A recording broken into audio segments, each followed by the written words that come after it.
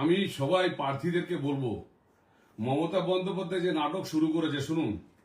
আমরা 70 বছর ধরে বিজেপি এখানে লড়ছে, আর 15 বছরে আমাদের অনেক কর্মী শহীদ হয়েছে। তাই এই 3টে দিন না ঘুমিয়ে যারা টাউনের ইলেকশন যেখানে স্ট্রং রুম হয়েছে সবাই জেগে থাকুন। তৃণমূল কংগ্রেস পারে না এমন কিছু করতে, সব কিছু করতে পারে। এরা পাগল হয়ে গেছে, খেপে গেছে। মমতা বন্দ্যোপাধ্যায় হারছেন।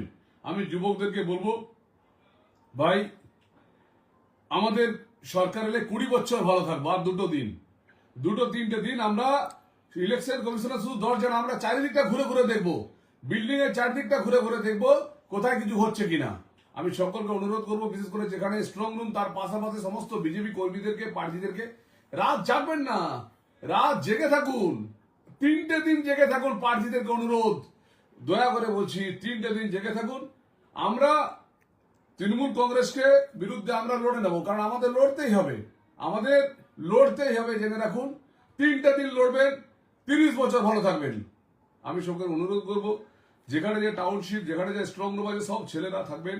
আর প্রার্থীরা আপনারা ঘরে ঘুমাবেন না, দয়া করে ঘরে ঘুমাবেন না। 2021-এ ঘরে ঘুমোতে গিয়ে, 2024-এ ঘরে ঘুমোতে গিয়ে আমাদের এইভাবেই অনেক কিছু করেছে। তাই মমতা বন্দ্যোপাধ্যায় বা তৃণমূল কংগ্রেসকে 1 ইঞ্চি জমি ছাড়ার নেই।